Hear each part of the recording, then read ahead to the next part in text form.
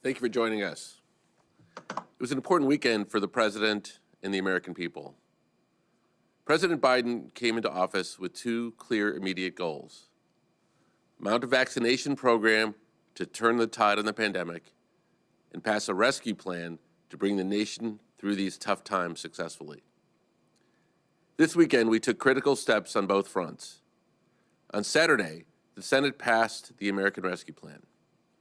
In the face of what is one of the country's greatest challenges Americans have ever faced, this historic legislation will cut child poverty in half, put $1,400 checks in the pockets of 85% of the country, fund our schools so they can reopen safely and so our kids can catch up quickly, and create 7 million jobs. And importantly, it gives America the resources we need to defeat the pandemic. It demonstrates that government, once again, is working for the people. On that very same Saturday, we set a new record for single-day recorded vaccinations. We are vaccinating a 7-day average of nearly 2.2 million Americans a day, up from about 900,000 when we came into office. Saturday was as high as 2.9 million doses reported administered, a new daily record, and we're at a pace seen nowhere else around the world. This is a function of everyone executing to their fullest, and it depends on vaccination sites being open late and the tireless effort of vaccinators. While all of this is challenging, our message is keep going. I know the pace is challenging. This is a war, and we can't let up. Last week, the President announced we'd have enough vaccine for every adult in America by the end of May. Turning those vaccine doses into vaccinations requires more vaccinators and more vaccination sites. We must continue to get these vaccinations efficiently and equitably distributed to the public. We've already provided more than $4.1 billion to states, tribes, and territories to support more than 500 community vaccination sites. The American Rescue Plan includes tens of billions more in funding to scale up our vaccination program. Many states are now running vaccination sites 24/7.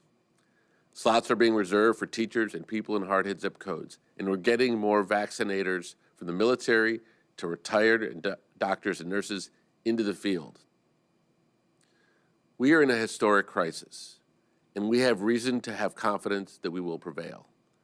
But we are not done, and we must keep up the pace of progress and remain vigilant. Joining me today is Dr. Walensky, Dr. Fauci, and Dr. Nunez-Smith. And with that, I will turn it over to Dr. Walensky to talk about our next steps on our path back. Good morning and thank you. I'm glad to be back with you today. Let's get started with an overview of the pandemic. The most recent 7-day average of cases is about 59,000 cases per day. Importantly, on the far right of the graph, you can see that there is a leveling off of the decline. And the most recent 7-day average of deaths is slightly lower than 2,000 deaths per day. These numbers show us that the pandemic still remains a very serious situation, with the most communities continuing to have high levels of COVID-19 transmission. We are watching these data closely to see where the pandemic will head in the coming days. But I'm also hopeful. As of today, 59 million people in the United States have received at least one dose of a COVID-19 vaccine, and approximately 31 million, or 9.2% of the US population is fully vaccinated, putting us on a strong path to eventually end this pandemic. And as you just heard, we are now vaccinating more than 2 million people per day. We've been through a lot this past year, and with more and more people getting vaccinated each day, we are starting to turn a corner. And as more Americans are vaccinated, a growing body of evidence now tells us that there are some activities that fully vaccinated people can resume at low risk to themselves. This is why today, CDC is releasing its initial guidance for the public that, for the first time, lays out some of the activities considered safe for those who are fully vaccinated. When I say fully vaccinated, I mean people who are 2 weeks after their second dose of either the Pfizer or Moderna vaccines, or 2 weeks after a single dose of the Johnson & Johnson vaccine. Before I talk about the specific recommendations, I want to underscore a few important points. First, robust clinical trial data demonstrate that the current COVID-19 vaccines are highly effective at protecting vaccinated people against severe illness, hospitalization, or death from COVID-19. However, there is still a small risk that vaccinated people could become infected with milder or asymptomatic disease and potentially even transmit the virus to others who are not vaccinated. Understanding the size of this risk in vaccinated people and the risk of transmitting the virus to others who are not vaccinated is an ongoing area of research. Second, it's important to note that this is initial guidance. The science of COVID-19 is complex, and our understanding of the virus continues to rapidly evolve. The recommendations issued today are just a first step. As more people get vaccinated and the science and evidence expands, and as the disease dynamics of this country change, we will continue to update this guidance. Importantly, our guidance must balance the risk to people who have been fully vaccinated, the risks to those who have not yet received a vaccine, and the impact on the larger community transmission of COVID-19 with what we all recognize to be the overall benefits of resuming everyday activities and getting back to some of the things we love in life. It's against this backdrop and the current state of the pandemic that we have developed these new recommendations. With today's initial guidance, it's important to note that we are focusing on activities of fully vaccinated people can resume in private settings, such as their homes, under 2 scenarios. The first scenario is fully vaccinated people visiting with other fully vaccinated people. In this slide, these individuals are represented by solid green circles. In this scenario, CDC recommends that fully vaccinated people can visit with other fully vaccinated people in small gatherings indoors without wearing masks or physical distancing. Remember, here we are talking about private settings where everyone is vaccinated. So what does this mean? If you and a friend or you and a family member are both vaccinated, you can have dinner together, wearing masks without distancing. You can visit your grandparents if you have been vaccinated and they have been too. Now, I want to talk to you about another more complicated scenario.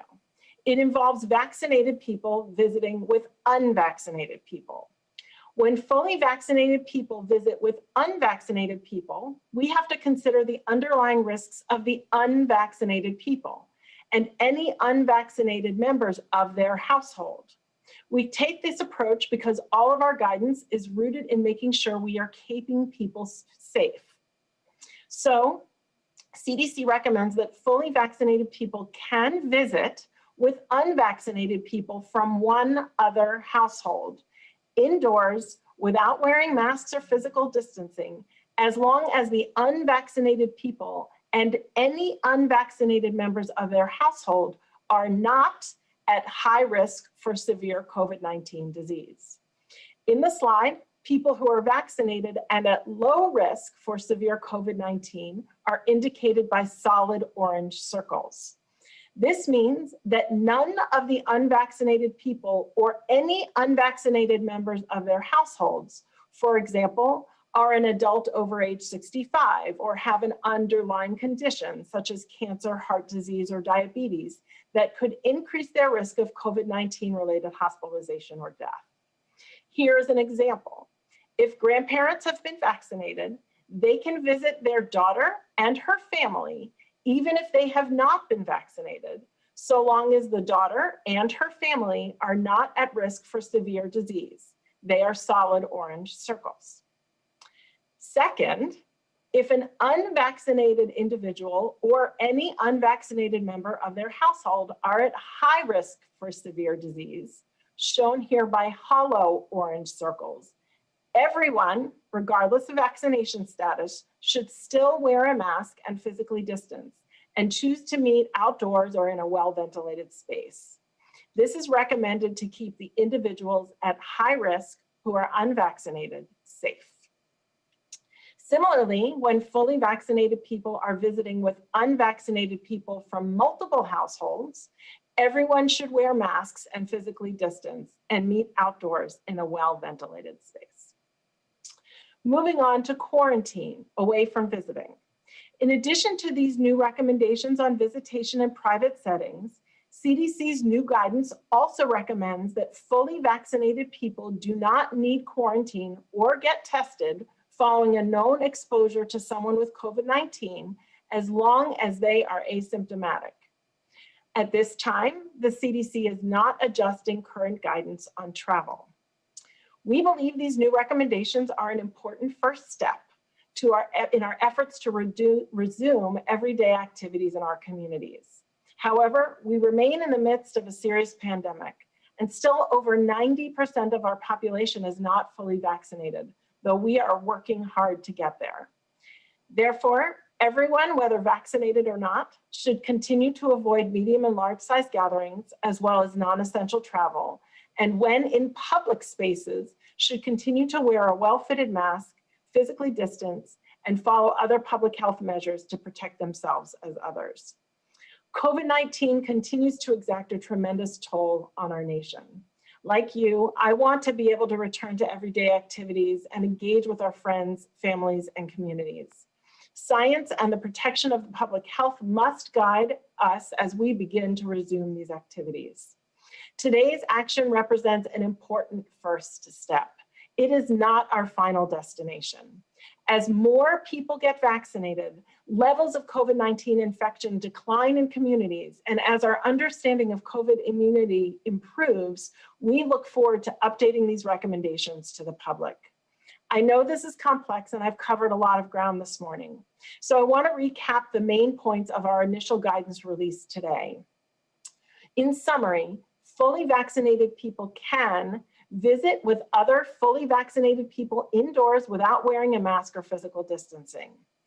Visit with unvaccinated people from a single household who are at low risk of severe COVID-19 disease indoors without wearing masks or physical distancing. And refrain from quarantine and testing following a known COVID-19 exposure if the vaccinated person remains asymptomatic. For now, we will continue to examine this in the upcoming weeks and update our guidance accordingly. Fully vaccinated people should continue to take precautions in public, like wearing masks and physical distancing, wear well-fitted masks and physically distance, and adhere to other prevention measures when visiting with unvaccinated people who are at increased risk of severe COVID, or who have an unvaccinated family member, household member who is at increased risk of COVID. Wear masks, physically distance, and practice other prevention measures when visiting with unvaccinated people from multiple households. Avoid medium and large-sized crowds. Get tested if experiencing COVID-19 symptoms. Follow guidance issued by individual employers, and follow CDC and Health Department travel recommendations. As I close, I want to stress that we continue to have high levels of virus around the country, and more readily transmissible variants have now been confirmed in nearly every state. While we work to quickly vaccinate people more and more each day, we have to see this through. Let's stick together. Please keep wearing a well-fitting mask and taking the other public health actions we know work to help stop the spread of this virus. Thank you so much for your time today, and I will now turn things over to Dr. Fauci. Thank you very much, Dr. Walensky. I'd like to just spend a couple of minutes now on a different topic, and that has to do with investigational therapeutics for COVID-19. If I could have the first slide. On a previous briefing, I had mentioned to the group that there were a number of investigational therapeutics, including monoclonal antibodies, convalescent plasma, immunomodulators, et cetera. What I want to do today for a couple of minutes is talk about the issue of direct-acting antivirals. If I could have the next slide. The strategy for direct acting antivirals in the future will be a process that we have done with other infections, which I'll get to in a moment. And that is the identification of vulnerable targets after study of the replication cycle of the virus, in this case, SARS-CoV-2, and then to design drugs to directly inhibit that vulnerable target. Next slide. We have been extraordinarily successful in this with HIV. Now, targeted drug development, which is the terminology we use for this approach, targeted drug design, has occurred before HIV, particularly with the herpes viruses. But it really got into its own frame with HIV. And the reason I say that is that that was the first of the extraordinarily successful results of targeted drug design. And the reason and the mechanism that we got there, next slide, was to delineate the replication cycle of the virus. In this case, you see in the upper left, HIV binding to its now well-described receptors, the CD4 molecule and one of its co-receptors. It fuses, it enters, the RNA reverse transcribes, it integrates its DNA into the cellular DNA, then transcribes out and buds off. Over the years of intensive study, next slide, each of those vulnerable targets has led to a different class of a highly effective antiretroviral drug, including the reverse transcriptase inhibitors, the protease inhibitors, the integrase inhibitors, and the fusion and entry inhibitors. Next slide. This has led to now an extraordinary number of drugs which, when used in combinations, have transformed, the life of HIV-infected individuals, giving them almost a normal lifespan, although the drug needs to be given essentially for the rest of their lives. Next slide. That same principle is now being applied to SARS-CoV-2, because here's a comparable life cycle. Obviously, there are differences here. Again, in the upper left, you see SARS-CoV-2 by virtue of its spike protein binding to its ACE2 receptor, binding to the membrane, fusing, entering, and then a whole bunch of steps that I need not go through that involve a variety of enzymes which ultimately lead to the virion release on the lower right-hand part of the slide. Next slide. With the same strategy that was used with HIV, we will be screening and then proactively designing entry inhibitors, protease inhibitors, polymerase inhibitors, and others. Next slide. And then if you look at what's been going on right now and take each of these very briefly, there are early stage non-monoclonal antibody candidates in preclinical development, such as peptides and small proteins blocking entry. With regard to polymerase inhibitors, the FDA has already approved remdesivir from Gilead. And just this past week, we've heard of molnupiravir from Ridgeback Biotherapeutics and Merck, in which they published the preliminary analysis of their phase 2 trial that showed a quicker decrease of infectious virus in participants with symptomatic disease. Just 2 days ago, Atia Pharmaceuticals reported favorable safety and pharmacokinetic data from phase 1 trial, and Pfizer now is in a phase 1 trial with the protease inhibitors. I show this to the group because this is really the beginning of the phase of looking in a strategic way for direct-acting antivirals, which are going to be used to prevent people from progressing in their disease, namely keeping them out of the need for hospitalization.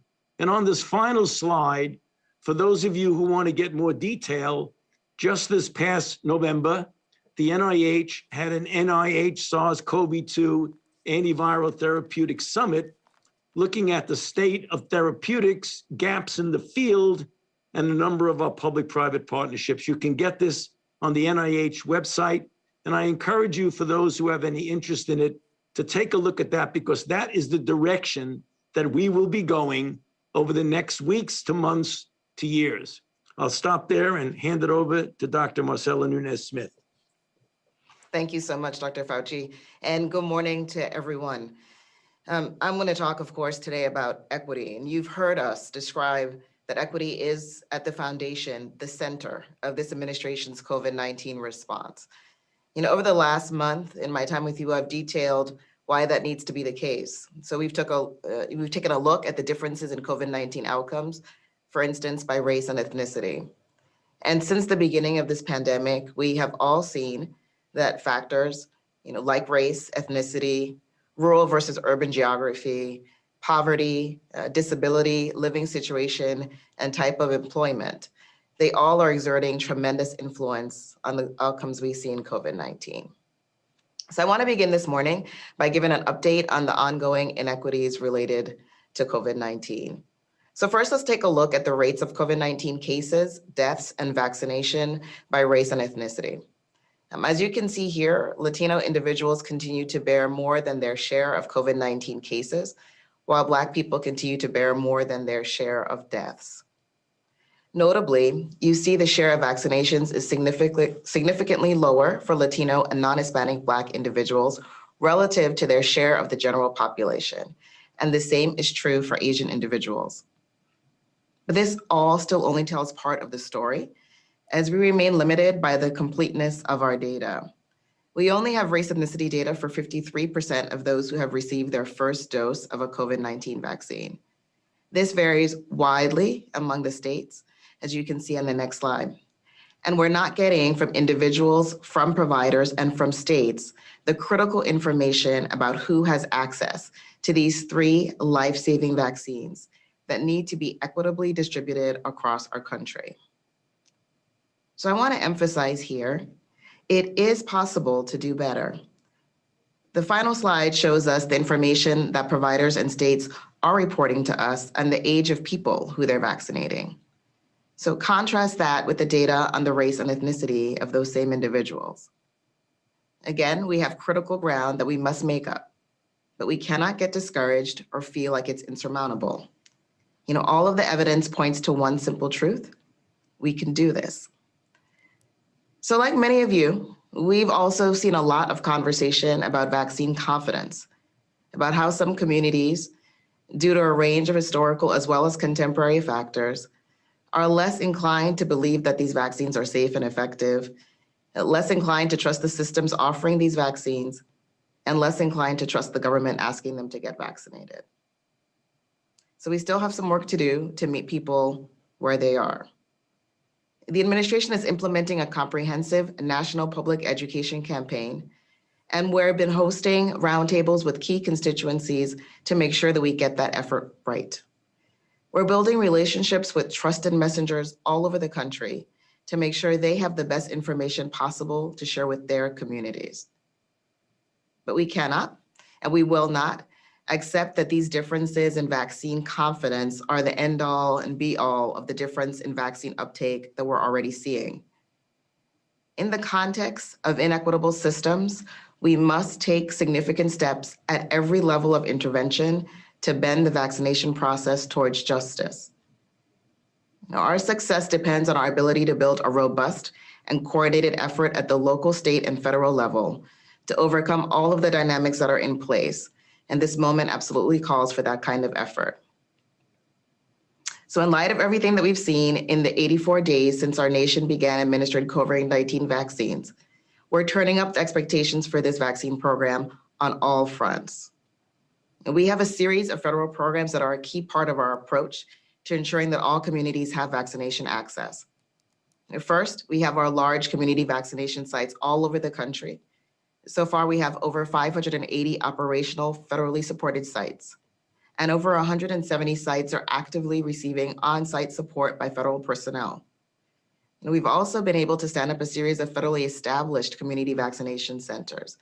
And by the end of this week, we'll have 18 of those sites running across 7 states with the ability to administer 61,000 total shots per week. And each of our federal sites has been designed with key equity-oriented features.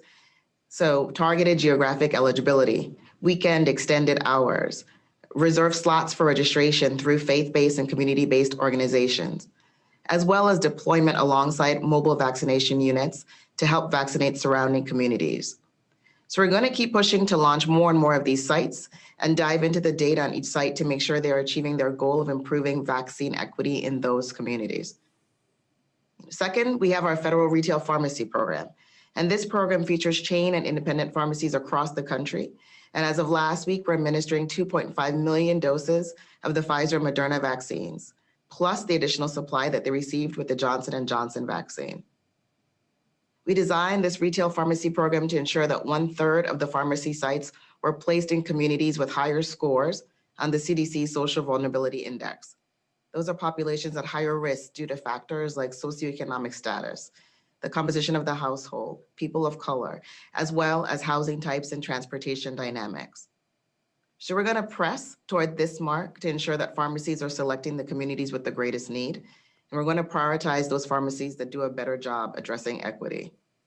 And finally, we rolled out our Federal Community Health Centers Partnership Program. And over the past 3 weeks, we have been onboarding the first 250 centers. They collectively serve 12.5 million people and span all 50 states.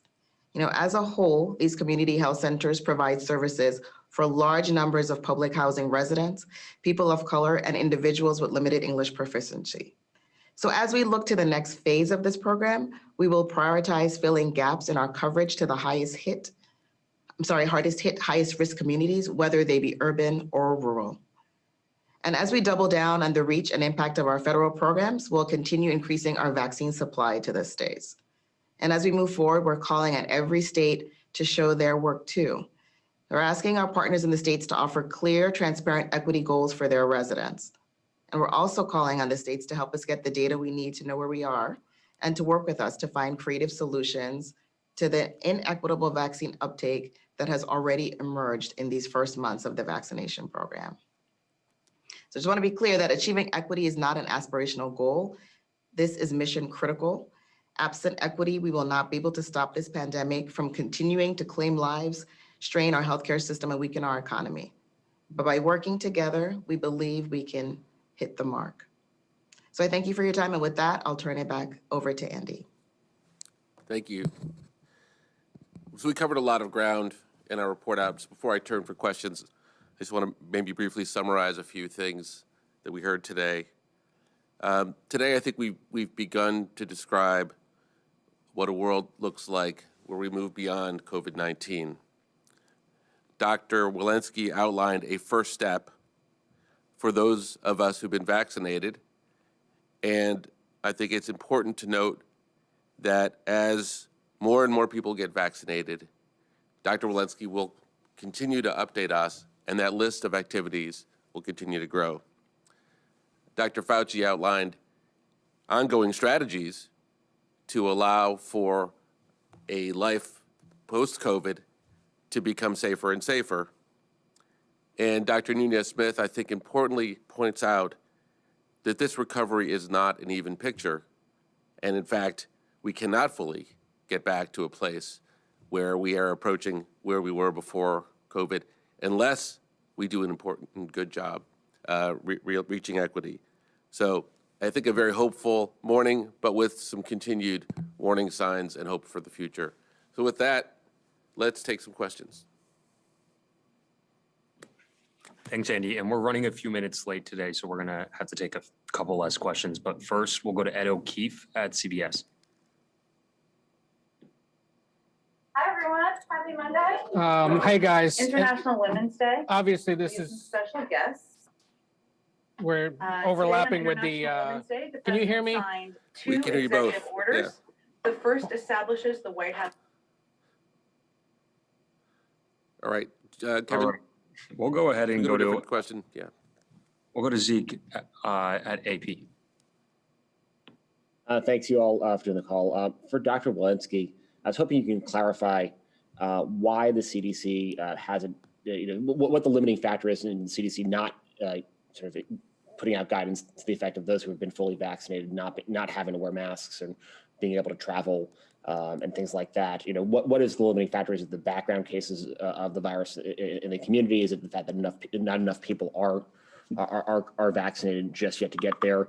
And then could you just provide potentially a step of sort of what the next set of guidance is going to be and what the triggers would be for for people who are fully vaccinated being advised to be able to remove their masks in public and go about a somewhat normal life? Yeah, thank you for that question. I think it's important to realize as we're working through this that still over 90% of the population is not yet vaccinated, and that is our responsibility to make sure in the context of 60,000 new cases a day that we protect those who remain unvaccinated and remain vulnerable. So we're doing our best to do that. I think it's also important to remember that people who are vaccinated, there's increasing data now that suggests that they might get breakthrough infections with lesser amounts of virus, lesser amounts of disease, lesser symptomatic disease, milder disease. However, we're still waiting for data to emerge about whether they could transmit that virus to other people. So our next steps in terms of putting out the guidance, as I mentioned, is really to see a larger swath of the population vaccinated. We're actively on our way to doing that, as well as to hopefully see further cases decline in the country, as well as waiting for new data to emerge. So we're hoping it's in a relatively short period of time, but we do need to see some more new data as well. Next question. Next, we'll go to Shira Stein at Bloomberg. Hi, thanks so much for doing this. Can you explain what the scientific justification is for not changing the travel guidance to telling folks who are fully vaccinated that they should not be traveling? And how will this guidance affect folks' willingness to get vaccinated? In terms of travel, here's what we know. Every time that there's a surge in travel, we have a surge in cases in this country. We know that many of our variants have emerged from international places, and we know that the travel corridor is a place where people are mixing a lot. We are really trying to restrain travel at this current period of time, and we're hopeful that our next set of guidance will have more science around what vaccinated people can do, perhaps travel being among them. To the second part of your question, obviously it would be pure speculation on our part, but we think that this is part of a growing list of reasons why Americans do want to get vaccinated. We are already seeing increasing numbers of people wanting to get vaccinated, given the highly effective vaccines and given the very good safety profiles. And this list, which, as Dr. Walensky pointed out, will continue to grow, we think are a growing set of reasons why people want to get vaccinated. Having said that, I think it's important to note that the CDC makes its decisions based upon what the science and the data tells them are the right decisions, not for any other reasons. Next question. All right, I'm going to try Ed one more time. I think he figured it out. I did, thank you. And let me follow up on the travel question there, because Director Walensky, you explicitly said grandparents now could go visit their daughter's house and see the grandkids. But in many cases, that's going to result in grandparents probably getting on a train or a plane to go to a neighboring state or some other state to see them. If a governor calls you today and says, okay, you just said people can gather in homes and this is going to cause people to start traveling despite the urge not to, what guidance would you give that governor regarding vaccinated people coming back to their state?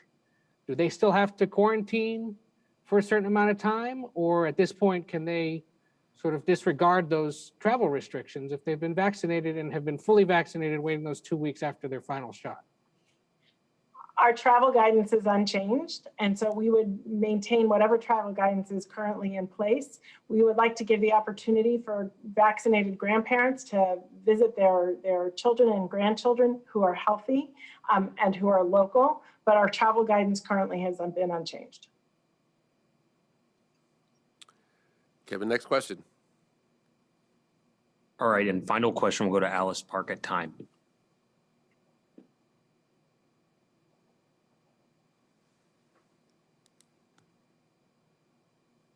Hello, can you hear me? We can. Great. This is a question for Dr. Fauci, and this has to do with the studies you mentioned last week on the third dose. Can you outline for us what the metrics are that you're going to be looking at in those studies, and what thresholds you will set for success, or to determine whether a third dose might be necessary or not? Alice, there were two third dose scenario. One was one that Pfizer is pursuing, where they're talking about giving a third dose against the wild type virus to boost up the level of neutralizing antibodies. The parameter there will be taking a look at what the level of boost of antibody, because we do know from in vitro studies that when you get a high level of antibody against the wild type, it gives you a cushion of effect against the variant. And the third boost is one that we are doing in collaboration with Moderna, where the boost will actually be a boost of a vaccine that is directed specifically against the variant. So there are two issues there. What we're looking for in the second one is the level of antibody that we will have boosted against specifically the variant, as opposed to the level of antibody against wild type, which you will assume will give you some cross protection against the variant. Thank you. Thank you all for joining. I hope people view this as a hopeful day in the next steps of the pandemic. And we are here in no small measure because of the safety and protection that many, many Americans have taken with regard to their family, friends, and neighbors. We ask people to continue to do that so we can get there as quickly and as permanently as possible. Thank you very much, and we'll be here again on Wednesday.